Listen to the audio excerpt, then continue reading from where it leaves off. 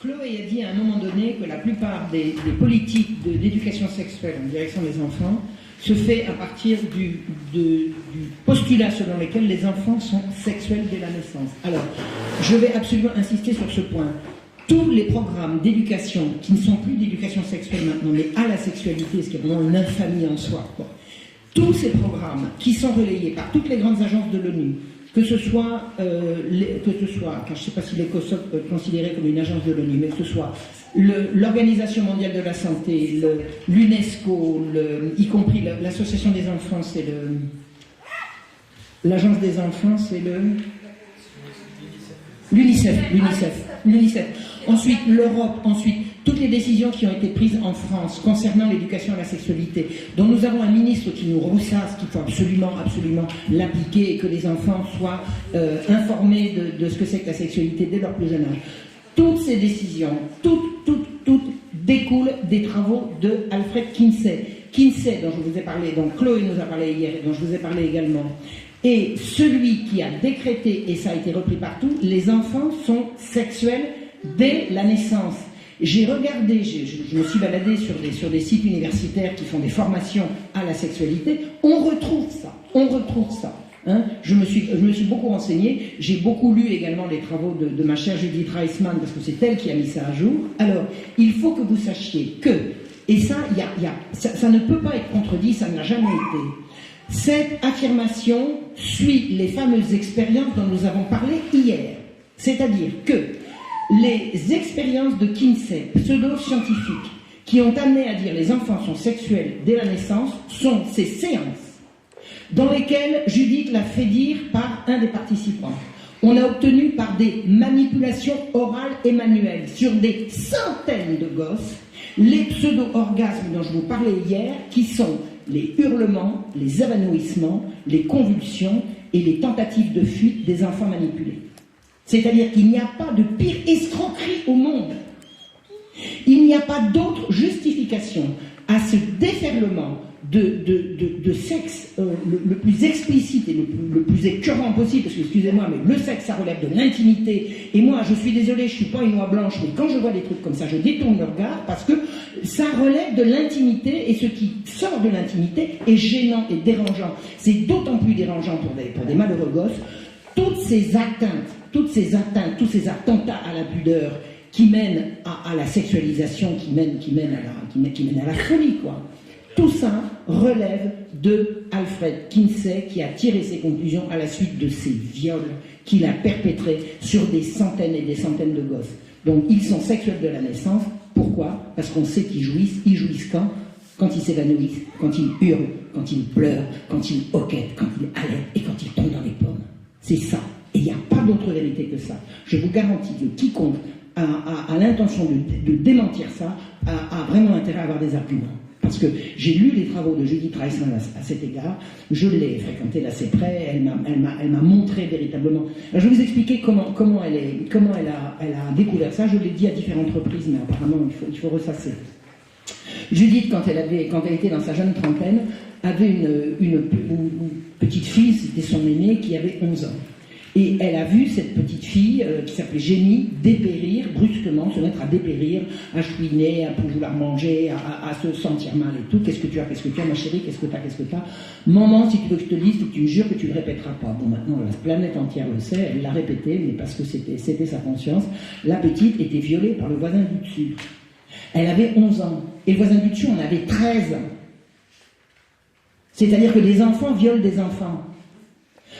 Indignée, mais au bout de sa révolte de mère face à une saloperie pareille, elle a passé 2 coups de fil. Elle a passé un coup de fil à une vieille tante qui habitait, alors Judith, elle habitait sur la côte Est, elle a téléphoné à une vieille tante, enfin une sœur de son père, qui habitait sur la côte Ouest, et qui lui a dit « Mais ma chérie, oh, t'affole pas comme ça, ta petite, elle a peut-être cherché, mais quoi ? Qu'est-ce que tu racontes? Mais tu sais bien que les enfants sont sexuels dès la naissance. Ça va pas. Où tu sors ça? Indignée, elle prend le téléphone, elle appelle une copine de fac, une génération au-dessous, à l'autre bout de l'Amérique, c'est-à-dire pas très loin de chez elle, et elle lui raconte. Mais ma chérie, ta petite Jenny, elle a peut-être cherché. Tu sais bien que les enfants sont sexuels dès la naissance. Comme ça qu'elle a découvert le poteau rose. Vous imaginez ce que ça implique?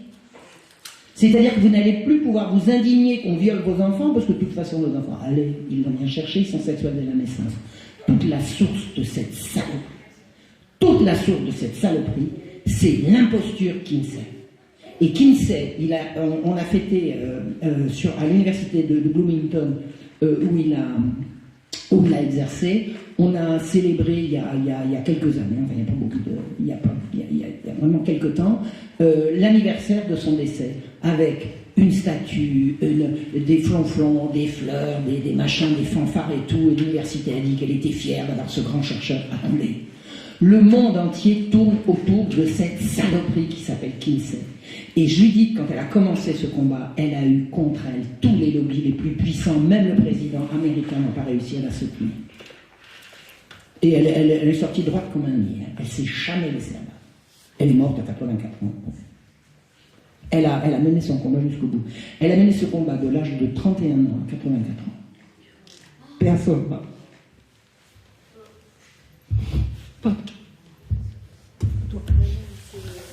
Merci Madame Rachel. Pour rajouter quelque chose, je voudrais dire que les travaux d'Alfred Kinsey qui, voilà, par rapport à tout ce que Marie vient de dire, ceci est enseigné dans les diplômes des thérapeutes, des psychologues, même les travailleurs sociaux via les CRIAF notamment, qui sont les centres de ressources centre de ressources des intervenants auprès des auteurs de violences sexuelles, quelque chose comme ça, je ne me rappelle plus tout à fait le site CRIAF. Donc on enseigne ça aux professionnels aussi de l'éducation nationale. Pour dire, voilà. Tout découle de Kinsey. Et alors, un hommage aux pays africains, je ne sais pas exactement lesquels, je sais qu'il y en a beaucoup, mais il y en a plusieurs, qui résistent à cette propagande. Bec des ongles. Bravo l'Afrique.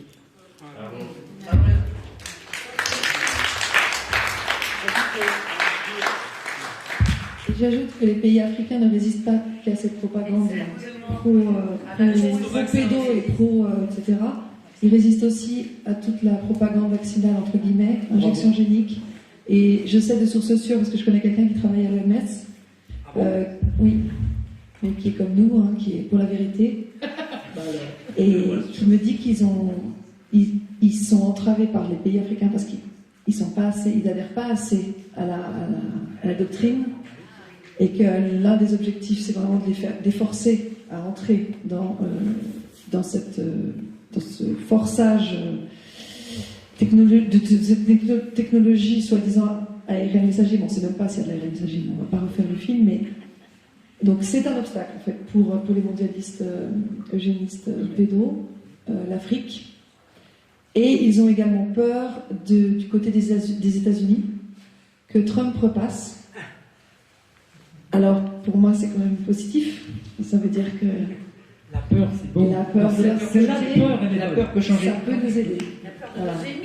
Et une autre chose que je voulais, bon, c'est pas tout à fait en lien avec les enfants et tout ça, mais par rapport à l'OMS, par rapport à toujours cette personne, elle m'a dit qu'elle avait assisté à une séance en juillet 2022 dans laquelle il y avait le responsable de Moderna, de Pfizer et de Gavi, donc Bancel, Bourla et des gens de Gavi, qui faisait l'inventaire en fait des dosages de produits actifs, c'est le terme employé, avec les effets que ça engendrait. Donc avec tel dosage, ça fait tels effets, ça fait tant de décès, ça fait tant de thromboses, ça fait tant de myocardite. Donc, ils savent très bien ce qui se passe. Voilà, c'est juste pour complément OMS. Bon.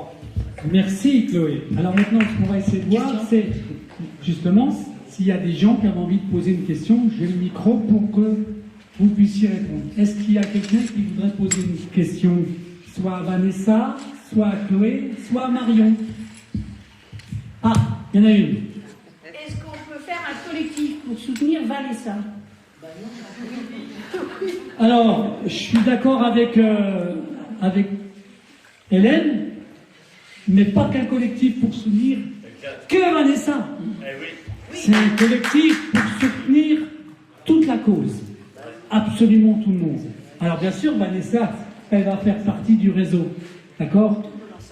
Le but, c'est que toutes les vidéos qu'on va mettre en ligne, tous les rendez-vous qu'on a avec, c'est de faire vraiment un vrai collectif. D'accord?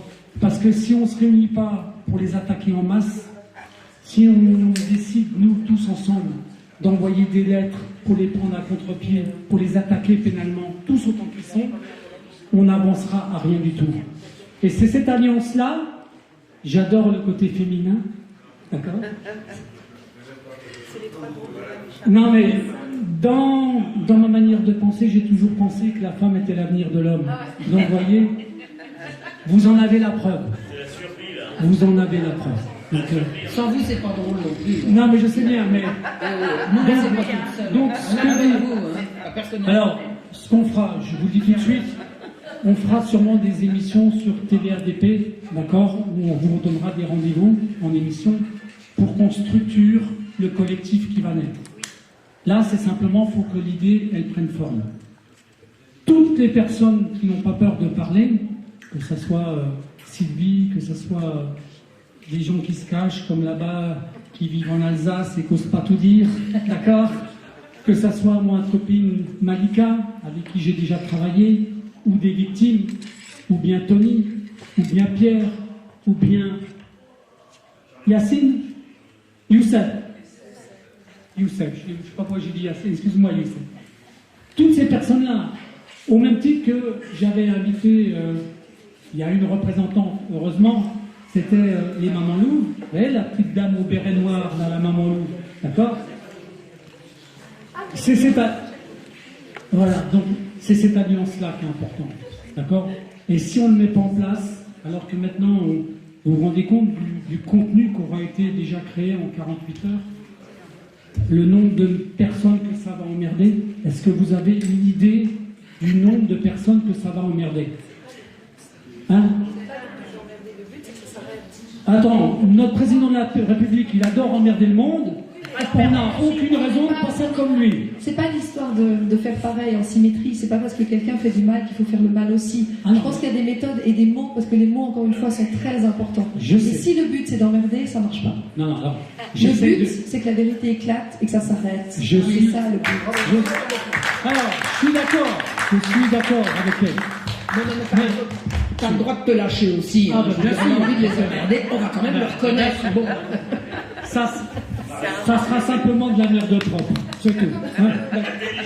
Mais bon, Chloé a raison quand même, d'accord? Donc en tout cas, on va travailler sur cette alliance, d'accord? Sur tous les contenus, notamment avec déjà, parce que vous êtes déjà en ligne depuis hier par la chaîne d'Eric, hein? Oui, d'accord. Quelle est cette chaîne? La télévision paysanne. La télévision paysanne. Voilà, donc ça va circuler grandement, d'accord? Et oui, René? Oui, il y a trois personnes qui sont liées au courant. J'aimerais poser la question, à votre avis, combien représente un chiffre d'affaires la prostitution adulte, infantile et pornographique? Parce que tout découle beaucoup de ça. Alors, moi je veux dire, j'ai rencontré un monsieur qui est mort maintenant, qui s'appelait Pierre Barbex. Je ne sais pas si ce nom vous dit quelque chose. Il a étudié les réseaux de pédocriminels d'Europe vers l'Afrique, non, d'Europe vers l'Arabie en passant par l'Afrique. Je ne sais pas si vous voyez le truc. C'est-à-dire Europe, Bordeaux, Mauritanie, traversée de l'Afrique, j'en parle.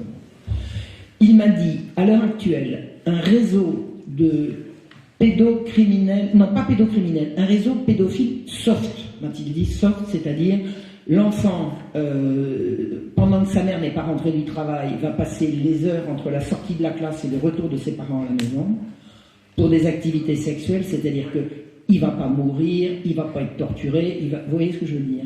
Il m'a dit, à l'époque, un enfant rapporte, c'était au temps du franc, 900 000 francs par an. Est-ce que vous imaginez? Wow. Et on vous parle de soft, c'est-à-dire de prostitution infantile. Je mets tous les guillemets, vous allez comprendre, douce. D'accord? Donc essayez d'imaginer. Un môme rapportait presque 1 million de francs à l'époque. Donc, et alors il m'avait expliqué, il m'a dit c'est le lobby le plus puissant du monde à mettre à égalité avec le lobby sodomite, mais au bout du compte c'est le même. Alors, je j'ai pas le chiffre, je me rappelle plus du chiffre précis, mais je sais que la pédopornographie, ça représente un budget de plusieurs centaines de milliards dans le monde. Donc les films, vidéos, etc. d'enfants. C'est tout ce que je sais. C'est à peu près le PIB de la Suisse. Bon. C'est 800 milliards la Suisse. Alors, ce que vous venez de dire là, c'est important. Est-ce que vous voulez que je sois un petit peu opportuniste? Vas-y, sois opportuniste. Je vais vous prendre un témoin là. D'accord? Vous voyez ces trois dames-là?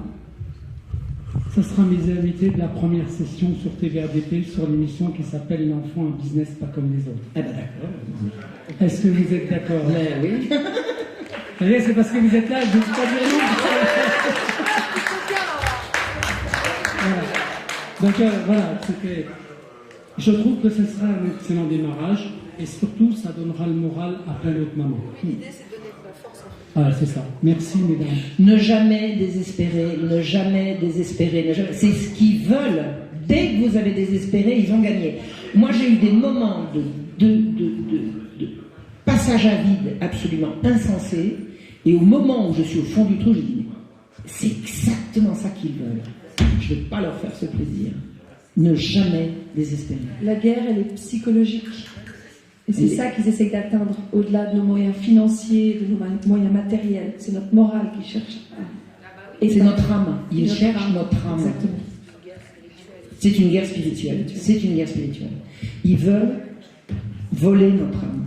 On ne va pas leur laisser. Jamais. Jamais. Jamais.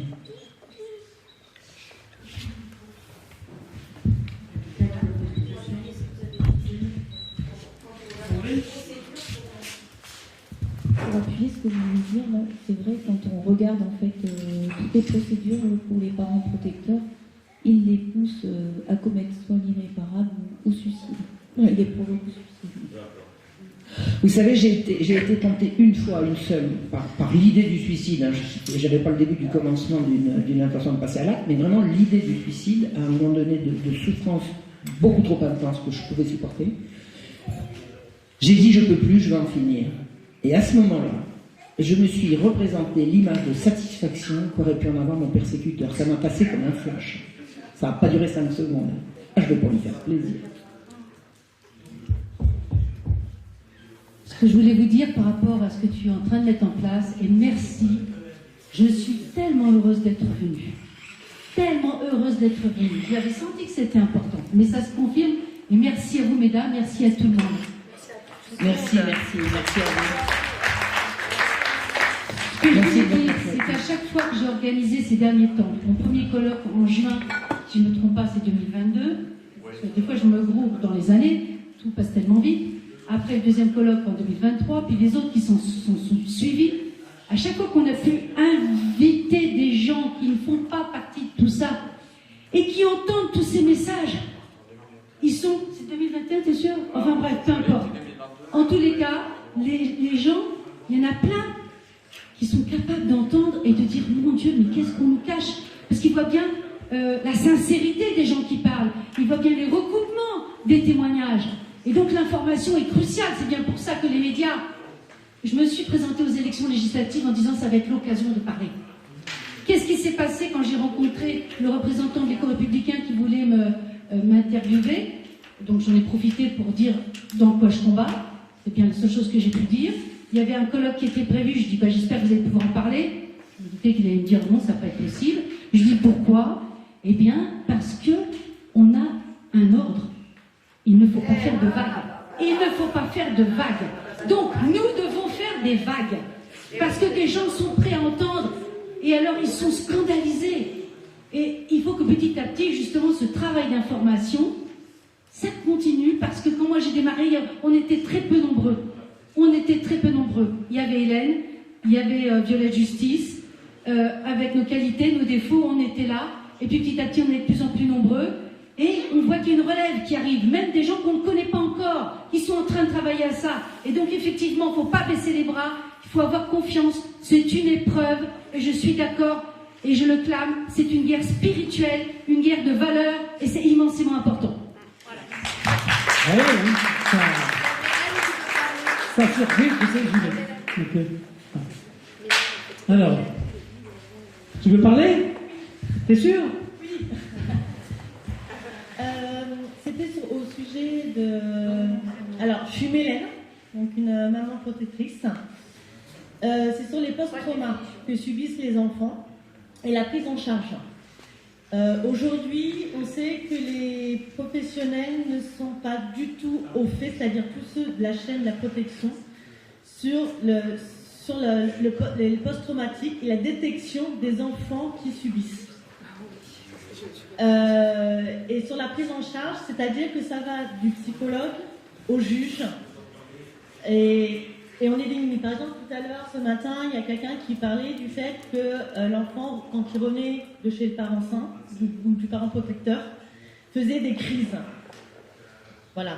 Sauf que nous, on sait ce que c'est, les crises qu'ils font, puisque c'est un relâchement, en fait, de ce qu'ils ont vécu. Mais c'est seul le parent ou l'enfant détecte que tout ça. Mais on a hyper du mal à se faire entendre aussi là-dessus, parce que tout de suite, on nous catalogue. Et on sait mieux que nous, en fait, de comment fonctionne. Sauf qu'on vient rajouter encore et encore des post-traumas, et au final, on ne prend pas la prise en charge du fond, et on vient rajouter. Et c'est ce qu'on appelle la dissociation, et on en parle très très peu, parce qu'il y a une méconnaissance, ou je sais pas, peut-être qu'ils ferment les yeux aussi. Parce et on dit qu'il y a normalement un travail pluridisciplinaire à faire. Mais en attendant, l'intérêt de l'enfant n'y est toujours pas. Et du coup, plus il grandit, et plus ça peut provoquer des post-traumas à vie, et ça peut aller sur des troubles psychiatriques, quoi, en fait. Alors là-dessus, moi je peux répondre. Les travailleurs sociaux ne sont pas du tout formés ni au développement de l'enfant, ni au stress post-traumatique, enfin pas du tout à tout ça, ni même des outils d'accompagnement ou de compréhension. Il y en a pour accompagner des victimes, par exemple, de violences conjugales, c'est-à-dire connaître les mécanismes, ni même des victimes de violences sexuelles. J'ai été, moi, travailleur social pendant plusieurs années. J'étais conseillère auprès des bénéficiaires du RSA et j'étais confrontée à des publics, justement, des femmes aussi qui étaient victimes de tout cela. Et n'étant pas suffisamment outillée pour pouvoir les accompagner, j'ai, moi, fait des formations que je me suis financée toute seule. Et j'ai ces connaissances-là parce que j'ai été les chercher et financer moi-même. Alors, mais effectivement, c'est vrai, c'est tout le problème, et les juges non plus, enfin, tous les professionnels, ni même des enseignants, tous les professionnels qui sont en contact des enfants ne sont pas du tout formés à tout cela. Voilà. Alors, je voulais justement profiter pour dire qu'aujourd'hui, justement, vous avez ces outils-là. Il y a sur deux choses déjà, il y a une dame qui s'appelle Muriel Salmona, qui est spécialisée justement dans les post-traumas. Et il y a une commission qui a été créée qui s'appelle la Civisme, justement où on pose toutes ces questions-là. Et en fait, pour l'instant, ils invitent justement tous ces professionnels à se former et à prendre connaissance de ça. Donc les outils, aujourd'hui, ils existent. Alors oui, ils existent et j'ai moi-même suivi des formations à ce sujet. Mais le problème, c'est que ces formations-là sont blindées de notions qui viennent d'Alfred Kinsey, où on fait croire aux professionnels que l'enfant est sexuel dès la naissance. Alors, je voudrais juste poser une question, parce que si Muriel Salmona était là, je la lui poserai. Il me semble me souvenir, je n'en suis pas sûre, mais il y a peut-être des gens qui y étaient, que quand nous étions à l'Assemblée nationale à l'invitation de Jean Lassalle, il me semble me souvenir qu'elle a dit qu'elle était pour l'éducation sexuelle à l'époque. Oui, mais pas celle-là, pas celle qui est présentée par l'OMS. Ah, celle-là ou une autre. Pas de sexe à l'école, point. Pas de sexe à l'école. Pas de sexe pour les enfants. Rien, jamais, nulle part. Il ne faut pas parler de sexe aux enfants à l'école. Jamais. Ils le font. J'ai compris qu'ils le font. Mais attendez, il ne faut pas justifier ça. Jamais, en aucun cas. Le sexe à l'école, c'est par là que le diable est rentré, si vous voyez ce que je veux dire. Alors, la mauvaise éducation à la Kinsey, mais on va faire la bonne, c'est non. On fout la paix aux gosses, on les protège de la vision du sexe. C'est une mesure de prévention contre les violences sexuelles. Il n'y a pas à faire de prévention contre les violences sexuelles en sexualisant les enfants. Si, on les sexualise si on parle de sexe. Là, tu es en train de croire, Florence, tu es en train de croire ce ce qu'ils sont en train de dire. Exactement. Ce sont des manipulateurs.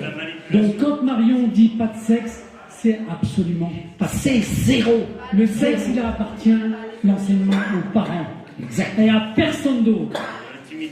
Exactement. Le sexe, c'est ceux qui regardent, excusez-moi, je vais être extrêmement choquante, je vais vous dire une énormité. Le sexe, ça concerne la reproduction de la vie. Le saviez-vous? On n'en parle jamais de ça. Moi, j'ai lu le rapport des droits sexuels, hein, puisque, attendez, dans les premiers paragraphes, le sexe, ça sert à se faire plaisir. Non, mais puis quoi encore? Le sexe, c'est le plaisir, mais ils sont dingues. Le sexe, c'est la reproduction de la vie, la reproduction sexuelle de la vie. Qu'on y prenne du plaisir, c'est la moindre des choses, on ne se reproduirait pas si on n'y prenait pas du plaisir. Donc le plaisir, c'est le moyen, ça ne peut pas être le but. Donc on a affaire à des pervers qui renversent les valeurs, et je dis, quelqu'un qui dit il faut une bonne éducation sexuelle à l'école, je lui dis dehors. C'est non. C'est non. Pas de sexe pour les enfants. Si vos enfants vous posent des questions, répondez-leur. Si moi, qui suis adulte, un gosse me pose la question, je vais être extrêmement gêné pour répondre, mais je vous garantis que je ne me considère pas comme étant missionné par qui que ce soit pour répondre à des questions comme ça, si c'est pas mon gosse. Donc, le sexe à l'école, non, jamais. Jamais, jamais, jamais. Ok, attends, je voudrais compléter ça, ce qu'elle avait dit, parce que peut-être qu'il y a quelque chose. Bon, alors j'entends le sexe à l'école, non, jamais. Donc le sexe doit être enseigné par les parents, c'est ça que tu as dit? Voilà. 80% des violences sexuelles ont lieu en famille. Alors, d'où sortez-vous ce chiffre? Ah ben, Muriel Salmona, les voilà. Innocence en danger. Innocence en danger, c'est qui? C'est Oumera. Qui est-ce Innocence? Oumera Seyé, c'est l'UNESCO, Oumera Seyé. Il y a énormément de violences sexuelles intrafamiliales. C'est l'UNESCO. Oumera Seyé, c'est l'UNESCO. L'UNESCO est signataire de tous les droits sexuels. Donc il n'y a pas 80% de violences sexuelles. D'où vient ce chiffre? Si c'est Oumera Seyé, je suis désolée, cette dame est payée par l'UNESCO. Non, parce que moi j'ai des enfants victimes d'inceste. Les grands-parents ont fait l'éducation sexuelle de mes enfants. Hein. Ben merci. Hein. Alors c'est mieux quoi? À l'école? C'est mieux à l'école? J'ai pas de meilleure réponse. Hein. Alors, simplement l'éducation sexuelle par le père et par les grands-parents incestueux, non merci. Alors c'est quand même mieux de ne pas être éduqué par un parent incestueux. Alors si c'est ça la conclusion, là je suis d'accord. Alors je connais le dossier de Florence depuis. Non mais ça, je vais laisser là. Moi c'est à ma mère que j'ai posé des questions, c'est pas à mon père. Donc j'explique pour que les gens comprennent. Non, mais c'est ça. Non, mais j'entends bien. Non, mais attendez. C'est le 80%, quelle est la source? Si c'est l'UNESCO, je ne les crois pas. Point. Non, mais je veux dire, voilà. Non, mais toi, ton dossier, il est très particulier. D'accord? C'est quand même un pourcentage de cas, c'est pas 80%. D'accord? C'est un pourcentage réduit. Mais on ne le connaît pas. Son dossier, il est. Bon, elle a cumulé d'ailleurs plein de choses. D'accord? Mais le pourcentage de ces cas, tels que le sien, c'est pas 80%. Non, mais violence sexuelle intrafamiliale, ouais. J'ai cru à ce chiffre. Non, mais t'as tort. Ce chiffre n'est pas sourcé. C'est tout. Si la source, c'est l'UNESCO, c'est dehors. La porte. L'UNESCO est signataire des droits sexuels. D'accord? Allez chercher. La déclaration des droits sexuels, c'est public. Hein, vous le trouvez sur Internet. Un enfant sur 10, en tout cas une personne sur 10, serait victime d'inceste en France. Source. C'est l'étude Ipsos. C'est mené par l'association Face à l'inceste. Eh bien, je ne les crois pas.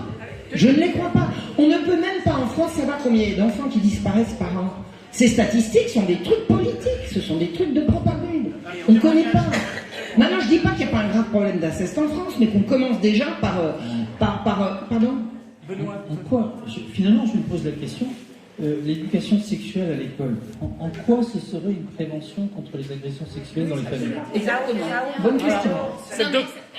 L'idée de Muriel Salmona, c'est de libérer la parole des enfants. Non. L'éducation, c'est pas pour libérer la parole, c'est pour donner du savoir. C'est un faux. Pour anticiper les besoins aussi. Il y a le consentement pour les pédos aussi. Pardon? Il y a le consentement pour les pédos quoi. Mais un enfant, si vous regardez les textes, un enfant qui aura reçu une bonne éducation sexuelle à l'école, s'il ne dit pas non, on dira qu'il avait été informé, donc le consentement est acquis. Donc c'est-à-dire que plus vous parlez de sexe aux enfants et plus vous admettez qu'ils étaient consentants. C'est une abomination. Foutez la paix aux gosses avec le sexe. Le sexe, c'est l'affaire des adultes. Point.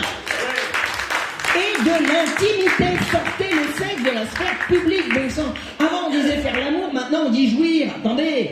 Oh, l'amour c'est quand même beau, non? Avant on me répondait quand tu seras grand. Exactement. Exactement. Marion, hein. Pardon? T'es expressive, Marion, hein. Oh non, Non, mais franchement, elle dit pas la vérité. Bien sûr.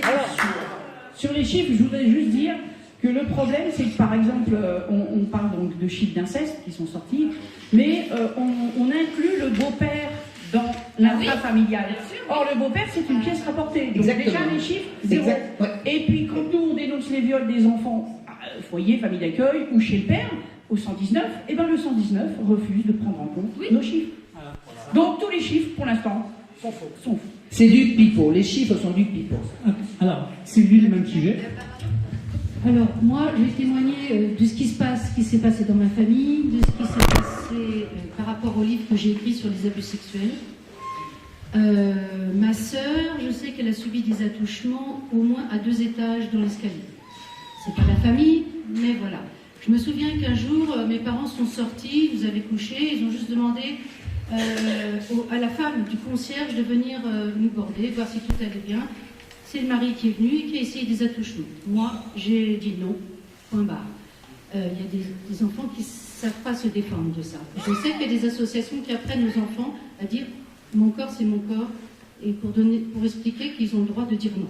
Je pensais que ça, c'était intéressant. Non, parce que expliquer à un enfant qu'il a le droit de dire non, ça implique qu'il a le droit de dire oui. Parce qu'un non qui n'est pas assorti d'un oui n'existe pas. Alors, donc expliquer aux enfants qu'ils ont le droit de dire non, c'est encore un abus. Alors comment faire pour protéger ces enfants qui sont approchés? Bon, j'ai eu le témoignage d'un ami très proche qui a été abusé sexuellement très jeune par un voisin qui l'emmenait à la pêche, etc. J'ai plusieurs témoignages de personnes qui ont été abusées sexuellement par le grand-père. Et ça, c'est quelque chose qui s'est retiré régulièrement pendant que la grand-mère est partie faire les courses, parce que le grand-père, il sait quand est-ce qu'il va faire ça, avec des menaces, hein, et puis t'inquiète pas, à 12 ans, tu passeras à la casserole. Qu'est-ce qu'on peut faire pour ces enfants? Bon, moi, j'ai pas la réponse à tout, mais Parce j'en que- vois un truc. parce qu'il y a Qu'est-ce qu'on peut faire? Qu'est-ce qu'on imagine? Alors, il y a une recette. Alors attendez, il y a aussi quelque chose que je voudrais dire, c'est l'enfant a le droit de dire non, qui me choque profondément. Je vais vous expliquer. Un jour, je suis rentrée du marché, j'étais petite, je suis rentrée du marché, et je vais chercher ma tirelire, je casse ma tirelire, je sors 4 sous, et mon père me dit, qu'est-ce que tu fais? Je dis, il y a un pauvre monsieur dehors, un pauvre mendiant, bon, j'avais été prise de pitié pour un miséreux, et je voulais lui donner 2 sous de ma tirelire. Bon. Et mon père me dit, pourquoi tu lui donnes? Pourquoi tu lui donnes? Ben, je dis, parce qu'il a besoin, parce qu'il est gentil. Méfie-toi des gens gentils. C'est pas ta droit de dire non, c'est méfie-toi des gens gentils. Il m'a dit, va lui donner des sous. Mais c'est tout. Méfie-toi des gens gentils, ça m'est resté. Et vous savez, je suis tout à fait réceptive à la gentillesse. Il n'y a pas de problème. Je ne suis pas devenue rétive aux manifestations de gentillesse, bien au contraire. Mais c'est ça qu'il m'a dit. Il ne m'a pas dit, tu as le droit de dire non. Il m'a dit, méfie-toi des gens gentils. Point. Ça parlait peu, mais... Je donne la parole à... Papa de Laura, Eric. Oui, moi j'ai raconté ma vie ce matin, enfin mon drame ce matin, je parle là-dessus. Par rapport à l'inceste. Avec la maman, nous avons élevé notre, comme j'ai dit ce matin, nous avons élevé notre enfant pendant 5 ans, matin, midi et soir. Et donc le matin, bonne heure, notre fille Laura venait toujours frapper à notre porte de notre chambre et finir la nuit au milieu de ses parents, comme je crois que ça se fait dans beaucoup de... Elle avait 2-3 ans, bah, je suis resté 5 ans. C'est bien marché. Et donc quand on m'a volé ma fille, le premier week-end que je l'ai eu, un week-end sur 2, excusez-moi de bafouiller, mais c'est pas facile. Hein. Le premier samedi soir, je dis voilà Laura, tu vas retrouver ta chambre. Non, je veux pas dormir dans ma chambre. Je fais des cauchemars, je veux pas dormir dans ma chambre, je veux dormir dans la chambre des parents. La maman était partie, hein. La maman avait abandonné le domicile familial. Et je dis non, Laurent, tu dors dans ta chambre. Elle t'attend depuis plusieurs mois là. Elle me dit non, je veux dormir dans la chambre des parents. Comme je dis ce matin, ma fille du caractère. J'espère qu'elle l'aura toute sa vie. Et donc, le premier samedi, évidemment, elle a dormi dans mon lit, dans la chambre des parents. Bah, c'était toujours le grand lit.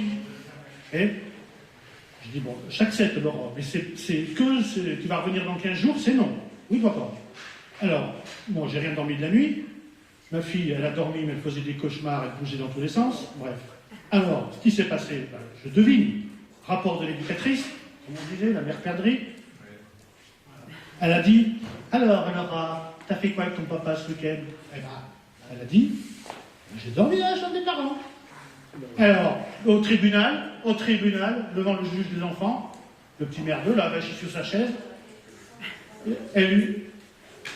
alors la mère perdrix, l'éducatrice, là, de la zone, elle a dit, climat incestueux à la maison.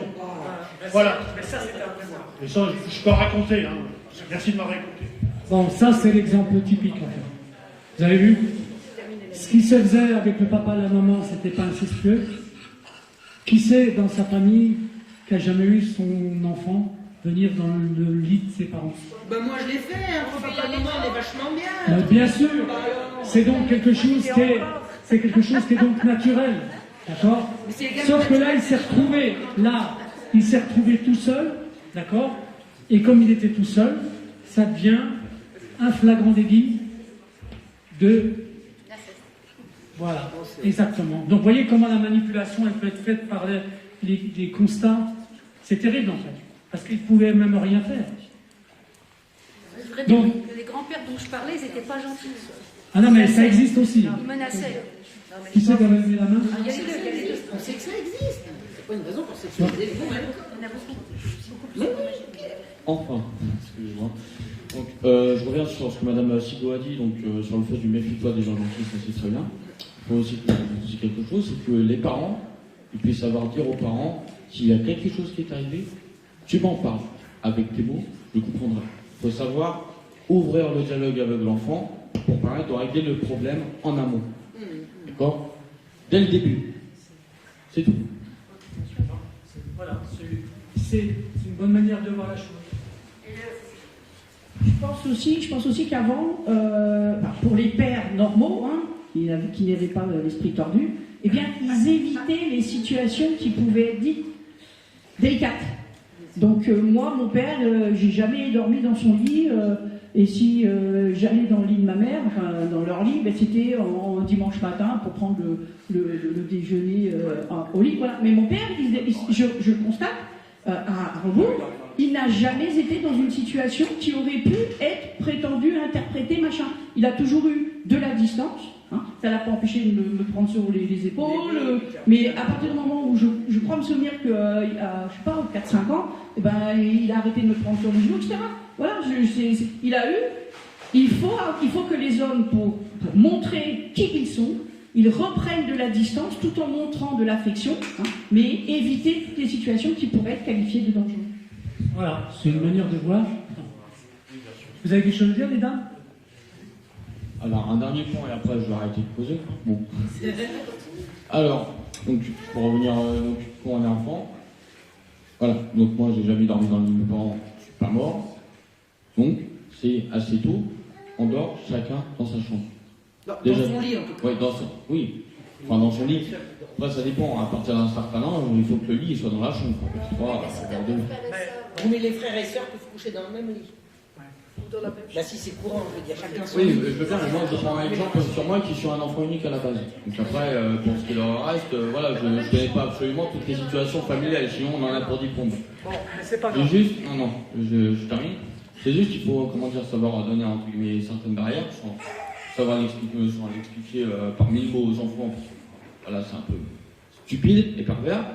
Et il faut savoir donner certaines, comment dire, certaines, entre guillemets, pas dire limites, mais, comment dire, un peu, oui, voilà, des limites, mais sans partir dans des des explications infinies, quoi. On a dormi chacun dans son lit, chacun dans sa chambre, dans le respect des parents, dans l'intimité des parents, on n'en est pas mort.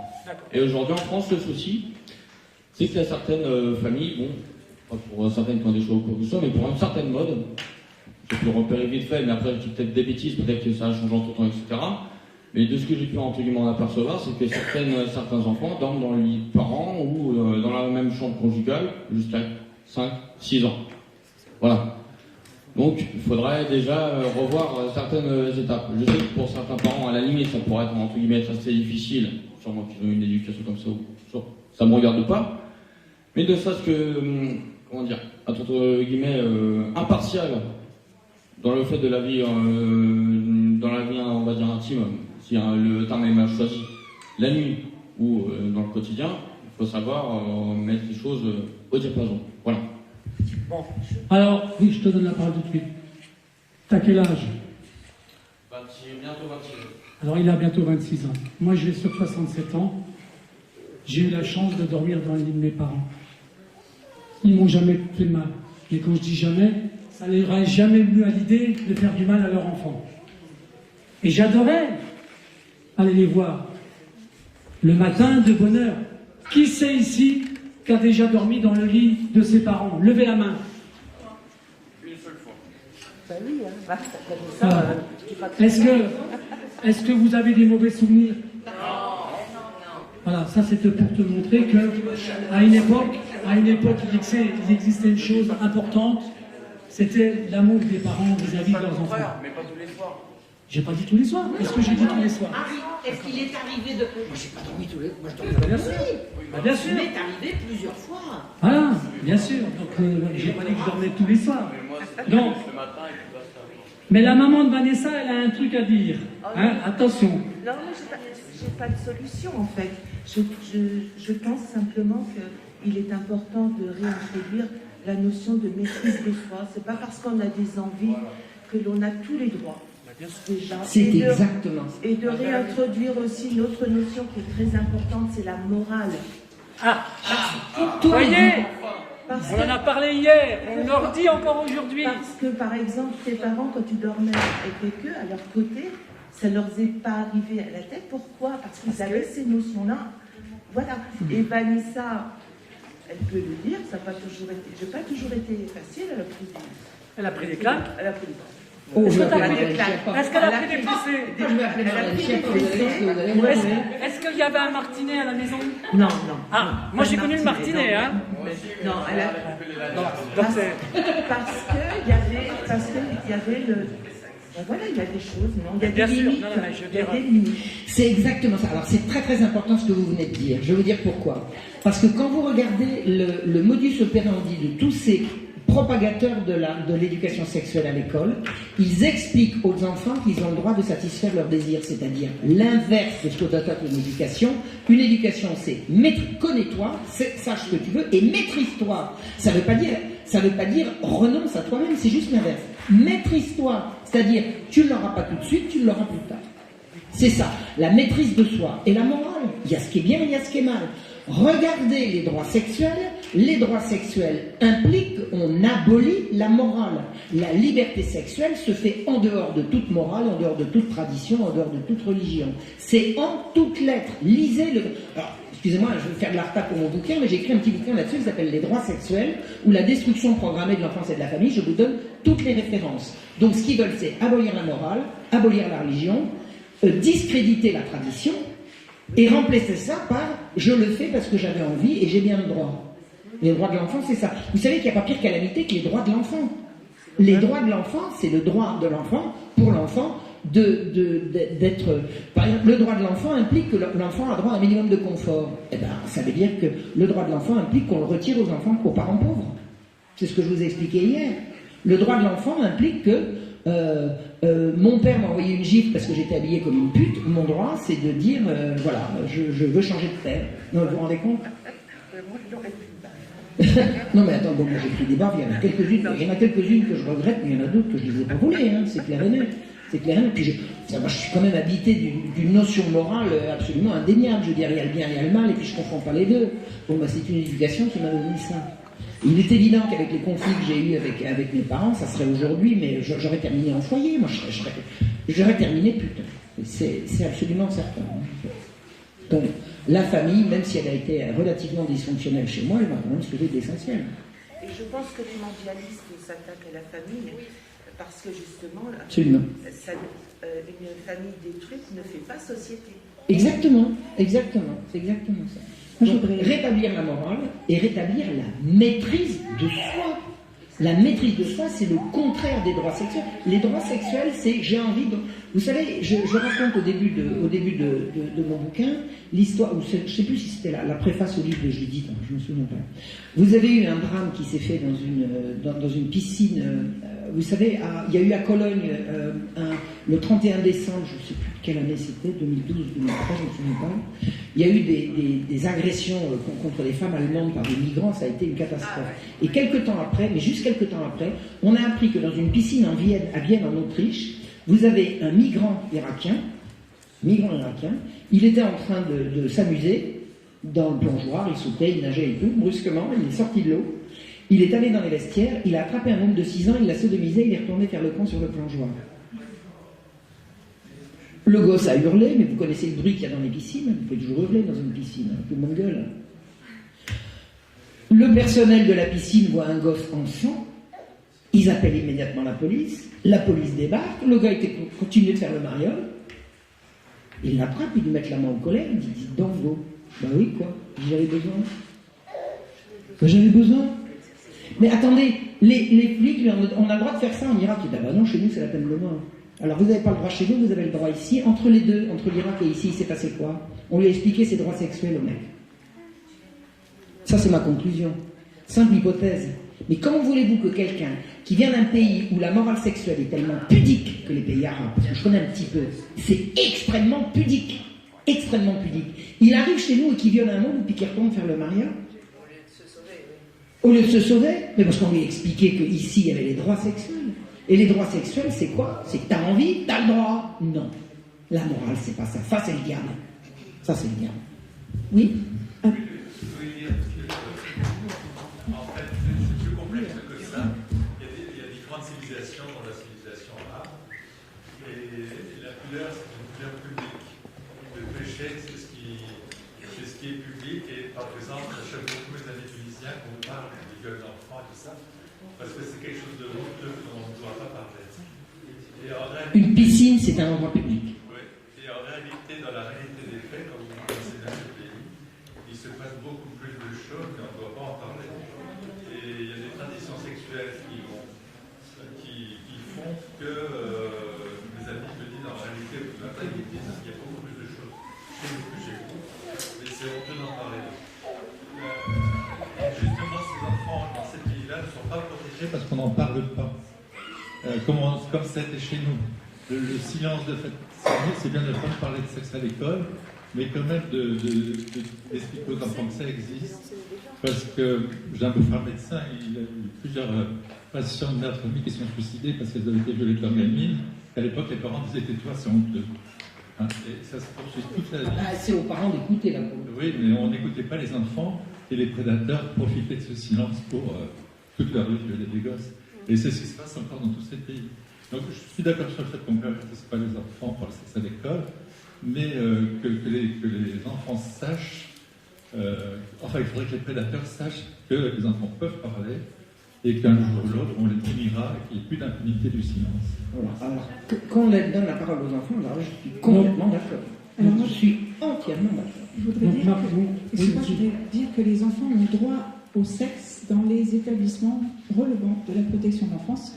Je donne un exemple et je vous invite à aller voir la charte affective la charte affective et de la vie sexuelle, quelque chose comme ça, du groupe SOS, en format PDF hébergé par le site du ministère de la Santé.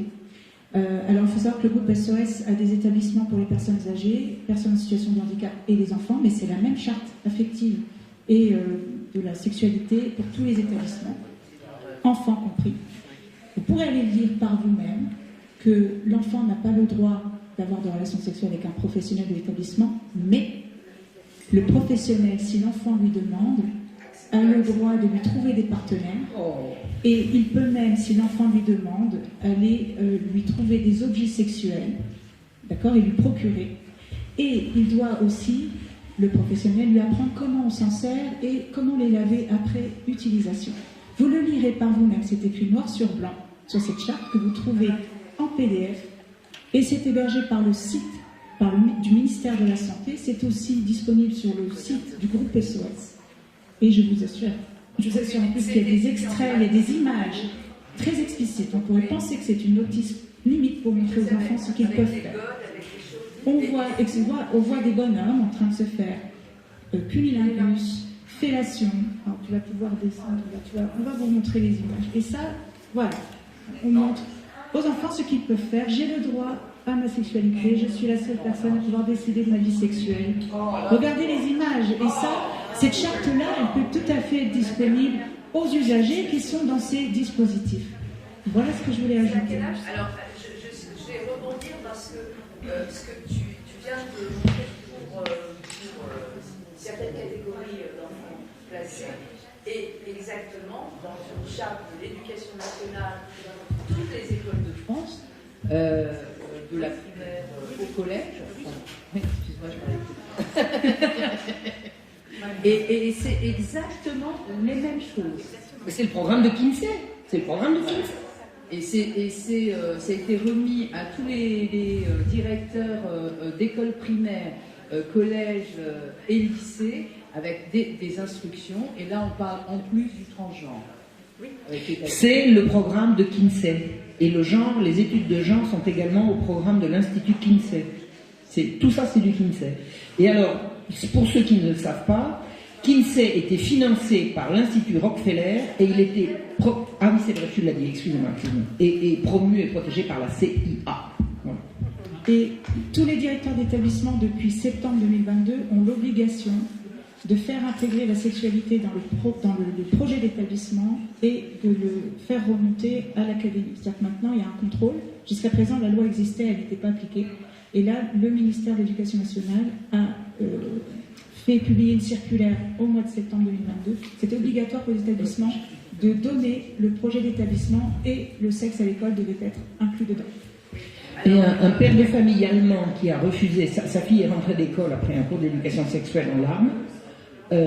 Il s'appelait, je ne me souviens pas du nom de ce père de famille allemand. Il a été mis en prison parce qu'il a dit que sa fille ne retournerait pas au cours d'éducation sexuelle. Donc il a été mis en prison et sa femme qui était enceinte, on lui a dit qu'elle irait en prison après son accouchement. Alors en France, moi j'ai l'exemple de plusieurs mamans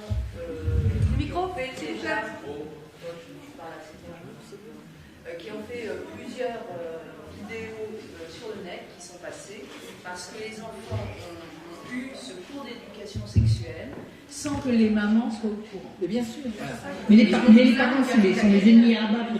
La moindre des choses, c'est de demander l'autorisation aux parents. C'est même des personnes extérieures. Oui, oui. Là aussi, il y a quelque chose à faire maintenant. Ouais. J'ai le droit d'avoir des relations sexuelles avec une ou plusieurs personnes. Avec une j'ai le droit. Quand je veux, le jour, la nuit, les dans la c'est jamais. Je sais que ça me disait quelque chose de bien sûr. Finalement, la meilleure prévention, c'est la structure familiale, la structure sociale, la religion. Et des familles et des structures familiales aidées. Parce que je pense qu'il y a une grande solitude des parents en détresse et il n'y a pas d'instance pour véritablement leur venir en aide. Moi j'ai vu dans mon village une femme, on lui a retiré ses 7 gosses parce qu'elle n'arrivait pas à les élever. Est-ce que vous croyez que les services sociaux ne pouvaient pas l'aider à les élever? Je veux dire, la détresse des parents, ne serait-ce que la détresse psychologique, mon gosse, j'arrive pas à en venir à bout. Il y a des gens qui savent, qui pourraient aider les parents. Or jamais on les aide. Jamais on les aide. Je pense que la violence intrafamiliale, c'est souvent une détresse qui pourrait parfaitement être prise en charge par des associations bienveillantes et qui ne dépendent pas de l'État, bon sang de bonsoir, parce que ça suffit. La structure de village, la structure de famille en Afrique est une protection contre toutes les actes sexuels. Mais pas qu'en Afrique. La structure de village dans l'ancien temps, quand c'était là. Vous savez, quand vous aviez le regard j'imagine un père qui brutalise sa fille, s'il reçoit la visite du curé en lui disant « Dis donc, toi, oh, je suis au courant de ce qui se passe là. T'as fini de traiter ta fille comme ça ?» Ben, le père, il va reculer. Il va reculer parce qu'il y a une représentation morale. Il n'y en a plus. Il n'y en a plus. Tout s'explique. On essaye de détruire la cellule familiale, on essaye de détruire les religions. On détruit l'image du père. Le père est devenu un ennemi. Moi, j'entends partout ce qu'il faut détruire, c'est le patriarcat. Vous voulez que je vous dise le fond de ma pensée? Vive le patriarcat! J'aime le patriarcat. Et pour qu'un patriarcat soit efficace, il faut aider les pères à être des vrais pères. Et pas arrêter de les culpabiliser, de les faire passer pour des brutes. Le crime d'être père. Non, mais c'est effroyable, quoi. Vive le patriarcat. J'ai fait une vidéo là-dessus. Ça fracasse les hommes. Non, mais ça fracasse les hommes. Et puis alors, quand il n'y a plus d'hommes, ouais, quand il n'y a plus d'hommes, qui est-ce qui protège les femmes? Plus personne. Un homme, un vrai, ça protège sa femme et ses enfants. S'il n'y a plus d'hommes, il n'y a plus de protection. Et ça, c'est Judith qui me l'a dit. Elle me dit, s'il n'y a plus d'hommes, il n'y a plus de protection. Ah ouais, pour revenir à ça, ce qui se passe aujourd'hui avec C'est à partir de... cette émission du patriarcat qui est une immense connerie. Il y a la masturbation. C'est que les jeunes hommes, maintenant, ils doutent beaucoup pour draguer d'autres femmes. Ils quoi? Ils doutent beaucoup pour aller draguer d'autres femmes. Ils n'osent plus aller s'avancer vers les dames, vers les femmes dans les soirées, etc. Pour que ce soit incroyable, il faut faire plus de mal. Bah oui, bien sûr. Pour tous les jeunes hommes, je pense qu'ils n'ont pas forcément les chances, etc. Et on leur c'est comme si on leur mettait un coup sur la main. Mais oui, on les dévirilise. On les dévirilise. Allez, j'ai une maman qui voudrait dire un truc. Une expérience que j'ai vécue avec ma fille, justement, du fait qu'elle ait les cours d'éducation sexuelle au collège. Elle est victime d'inceste plus que certains, et peut-être d'autres trucs, d'autres choses.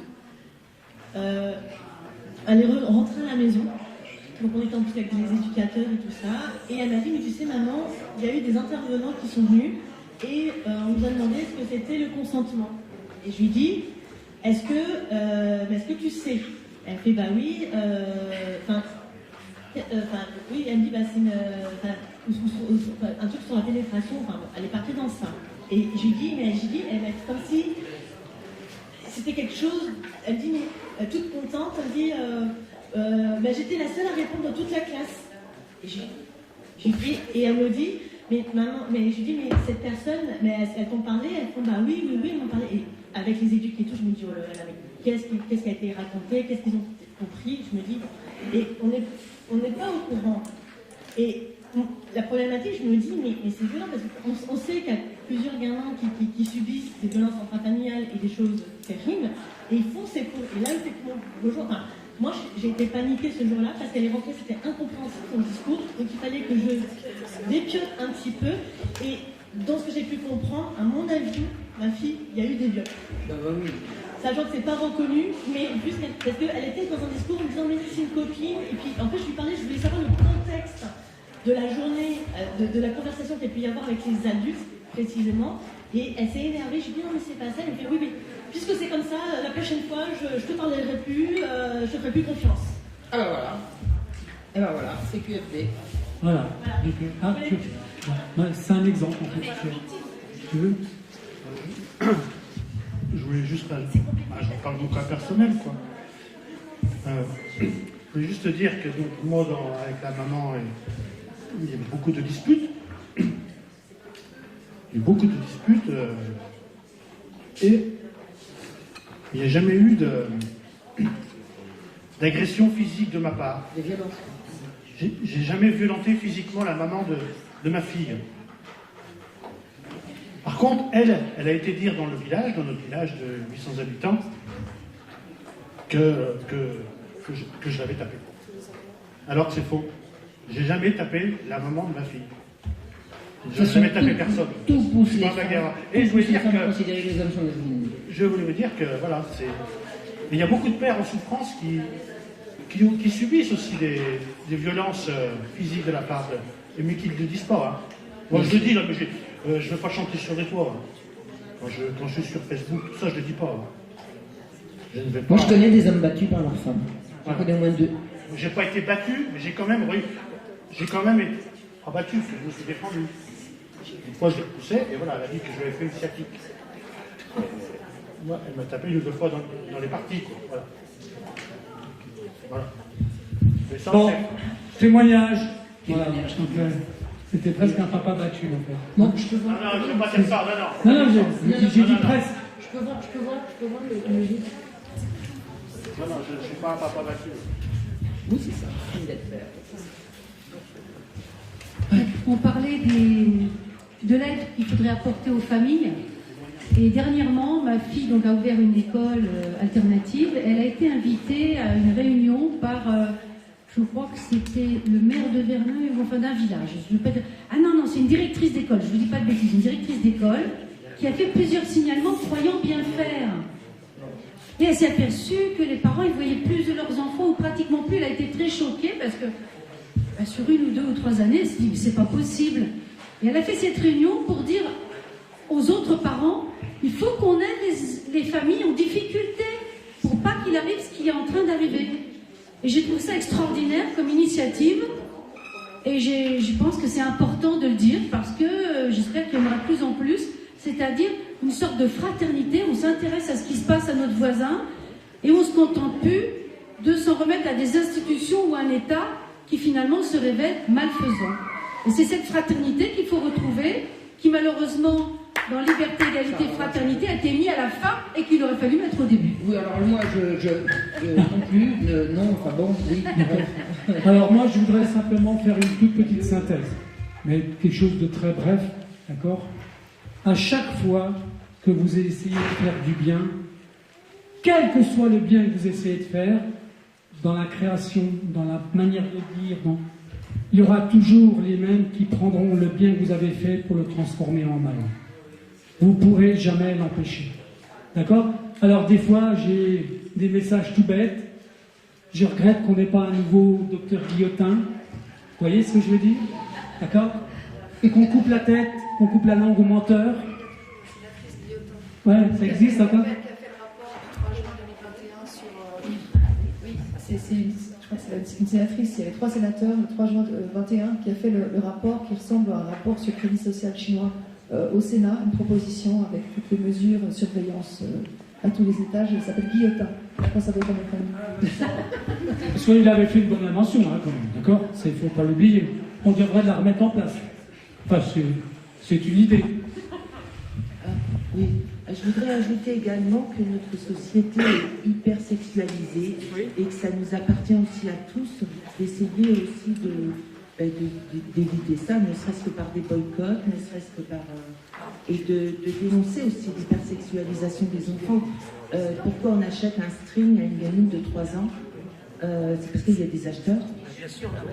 Bon, donc là, en fin de compte, dans ce qu'elle vient de dire, la maman de Vanessa, il faut inventer une petite guillotine exprès pour le sexe. C'est une idée, c'est pas ce qu'elle a dit. J'assume. Dans le temps, il existait la castration. Je sais que c'est. Peut-être que les violeurs, maintenant, au lieu de les condamner à de la prison, si on les condamnait à une castration, mais officielle, tu vois. Eh ben, on lui coupe les mains. Non, attends, on va pas commencer. Non, arrête-toi. Là, on dérive. Excusez-moi, on est là pour dénoncer les crimes et faire en sorte qu'ils s'arrêtent. Tout ce qui concerne la justice et le châtiment, c'est pas de notre ressort. Bon, alors pas de châtiment. Non, j'ai pas dit ça. J'ai dit que ça n'est pas de notre ressort d'en décider. J'ai pas dit qu'il n'en fallait pas. J'ai dit ça n'est pas de notre ressort. C'est tout ce que je dis. Bien sûr qu'il faut des châtiments. Je veux dire, nous ne sommes pas là pour les énoncer. C'est ça que je veux dire. Notre rôle à nous. Mais non, mais je comprends. On a tous envie. On a tous dit qu'on les pende. Moi, je dis ça 3 fois par jour qu'on les pende. Je suis pas sûr que j'ai envie d'assister à une pendaison. Donc c'est autre chose. Je pense que notre rôle à nous, c'est de chercher la vérité et la dire. C'est-à-dire dénoncer. Et puis après, d'autres instances entreront en action. Je suis désolée, j'ai du mal à m'exprimer. Je disais simplement que, en fait, il faut... en fait, c'est un constat. Il y a l'hypersexualisation des enfants. Il y a des images qui sont pas du tout adaptées pour votre quotidien. Pour un parfum, vous avez une femme en porte-jartel. Enfin, il y a tout ça. Et puis également, il y a le boycott. Bon, il faut déjà dire aux enfants peut-être d'essayer d'écarter de toutes ces images. Et le boycott, encore une fois, pourquoi des parents achètent des strings et des petits soutiens-gorge à des gamines de 3 ans? Je suis désolée, c'est pas adapté. Moi, Fred. Ils les achètent parce qu'ils les trouvent sur le marché. C'est déjà ça qu'on pourrait commencer par Mais dire. s'il n'y avait pas d'acheteurs, il n'y aurait pas de. Non, c'est l'inverse. On a commencé par proposer le produit. C'est l'inverse. Voilà, de la même manière que sur le marché, on trouve par exemple le jeu vidéo GTA V. Donc c'est l'acronyme pour Grand Theft Auto. Donc c'est à la base un jeu vidéo automobile. Et c'est un jeu vidéo où tous les interdits sont permis. Rouler en sens inverse, défoncer un barrage de police, rouler en état d'alcoolémie, rouler sous l'effet de la drogue. Et quand on a gagné des galons dans ce jeu, petit à petit, on peut aussi aller se payer une stripteaseuse à Las Vegas. On peut se taper une prostituée dans sa BMW devant la boîte de nuit. Et donc, il y a, attention, on se tape la prostituée dans sa BMW, il y a la voiture qui bouge, il y a les bruits, et même on peut mettre une option où il y a la manette de la PlayStation, je sais pas, je ne connais pas le dernier terme, qui vibre. Donc, c'est interdit aux moins de 18 ans, c'est-à-dire c'est interdit à la vente. Sauf que ça, ce sont des jeux vidéo qui se retrouvent très facilement dans les familles. Et moi, j'ai une amie, par exemple, qui arrive à 4h de l'après-midi à la réunion de famille. Les adultes sont en bas, passent un bon temps. Elle dit, et les enfants, ils sont où? Ah ben, ils sont tous en haut. Elle va en haut. Et qu'est-ce qu'elle voit? Il y a tous les cousins devant ce jeu vidéo, de 8 à 16 ans. Et elle voit là, par exemple, au moment où elle arrive, un homme qui lèche les seins d'une femme. Donc, ce jeu-là, il est commercialisé déjà depuis une paire d'années. Moi, j'avais dénoncé ça dans une réunion de classe, réunion de parents d'élèves, et il y a une maman qui me dit mais t'inquiète pas, moi j'en connais, ils font déjà ça au CP. Ah ben, merci, me voilà rassurée. Nous voilà rassurés. C'est ce que disait Carl Zero récemment. Ah bah qu'est-ce que vous voulez, il faut bien regarder du porno avec eux, sinon ils le regarderont sans nous. Je suis désolée, ils n'ont pas regardé. Oui, il a dit. Oui. On va vous le mettre parce que moi quand j'ai dit ça sur une vidéo, on m'a dit c'est pas possible, arrêtez de mentir. Alors j'ai balancé.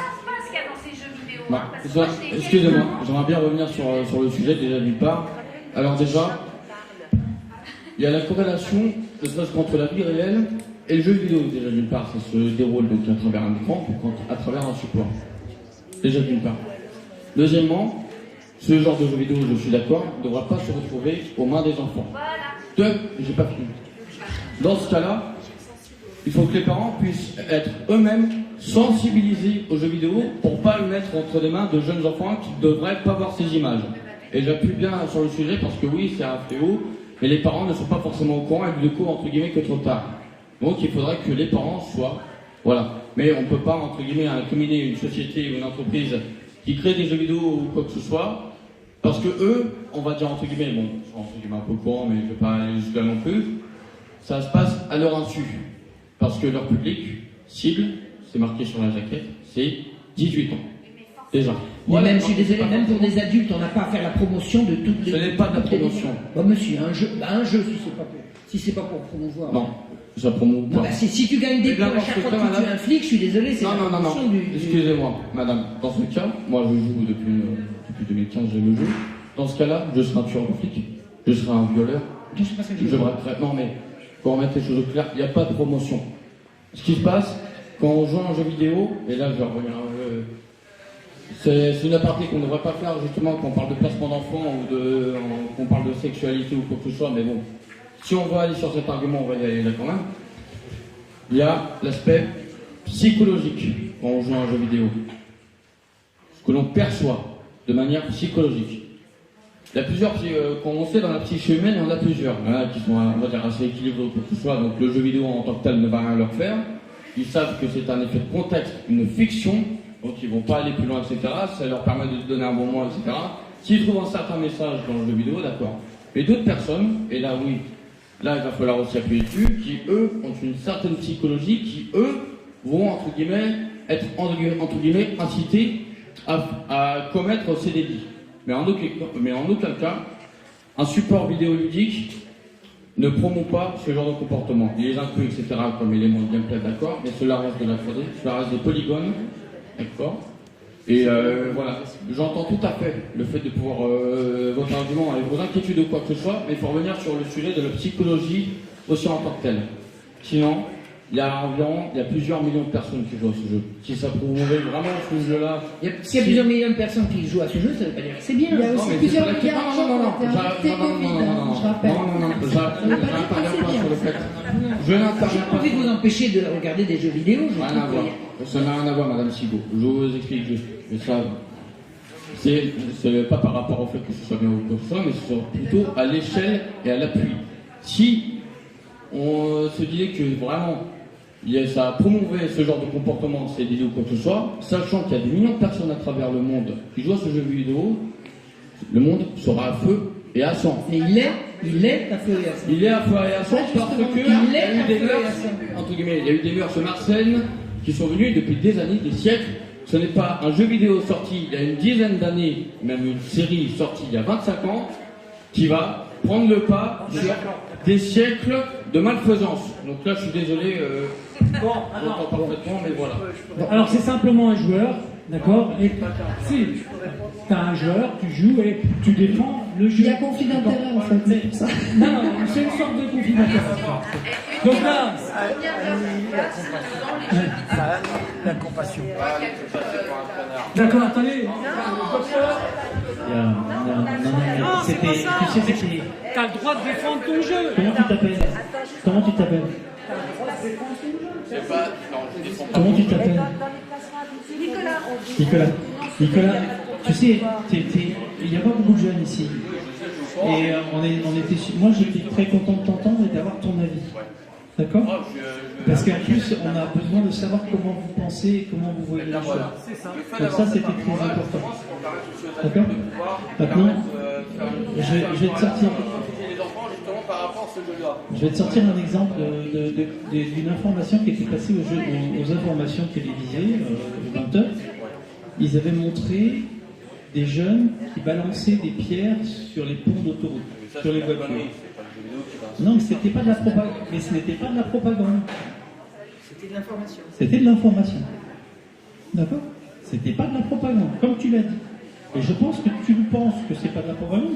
Je pense que c'est pas de la propagande. Mais ça va influencer. Oui, il y a une influence. Mais alors, il y a une différence entre la propagande et l'influence. Mais l'influence est très importante aussi. Et le jour où ils avaient montré cette information à la télévision, des informations des jeunes qui balançaient des pierres sur les ponts d'autoroute, et bien les semaines suivantes, il y avait plein de jeunes qui allaient balancer des pierres sur les ponts d'autoroute. Oui, parce que les parents n'ont pas su leur expliquer que c'était entre guillemets pas Non, ça influence et ça va donner des idées. Vous savez, sous l'Ancien Régime, quand on exécutait un grand criminel, et notamment un grand criminel sexuel, et je connais quelques exemples, le détail de la condamnation n'était jamais énoncé pour ne pas donner de mauvaises idées aux gens. C'est comme ça que les lobbies LGBT ont pu faire croire qu'on brûlait vif des homosexuels uniquement parce qu'ils étaient homosexuels et qu'ils s'aimaient, etc. Alors qu'en fait, moi j'ai regardé le cas d'un grand criminel sexuel qui a été brûlé, alors prétendument vif, alors qu'en fait c'est son cadavre qu'on a brûlé, mais peu importe, sous le règne de Louis XV.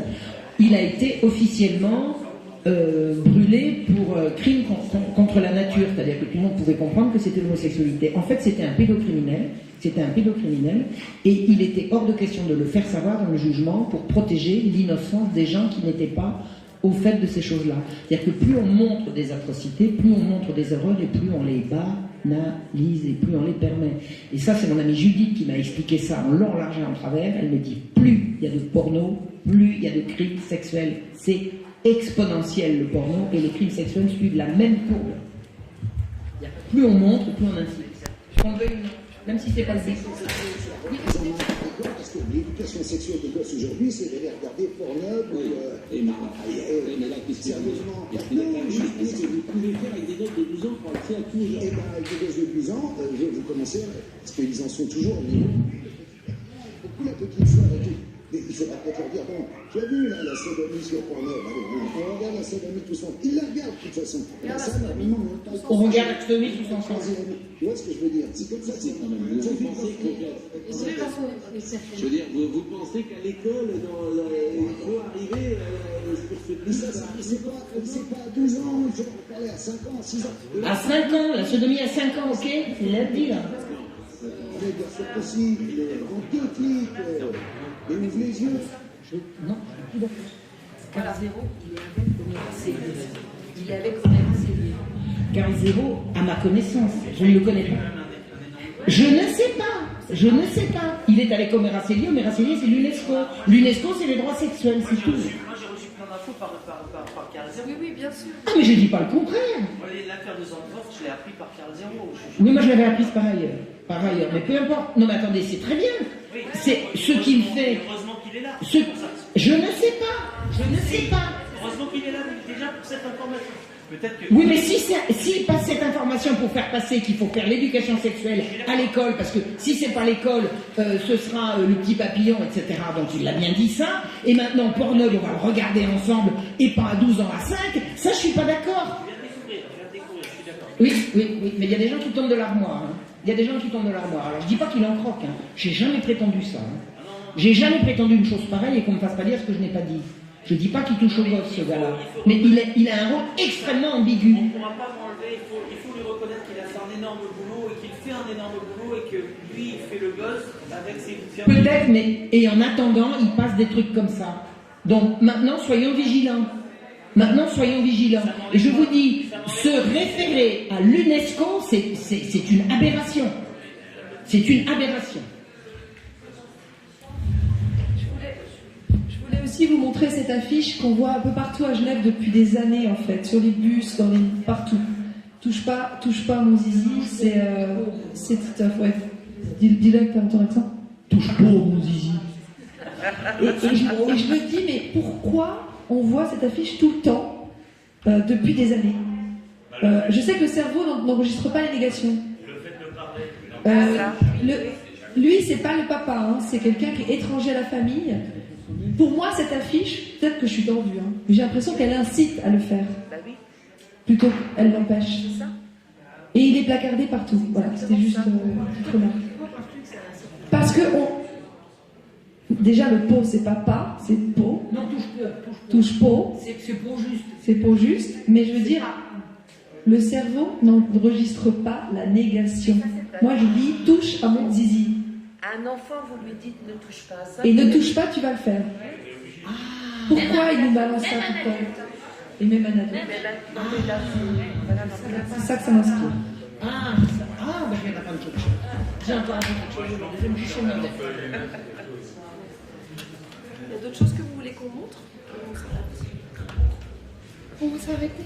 Je pense pas. Déjà,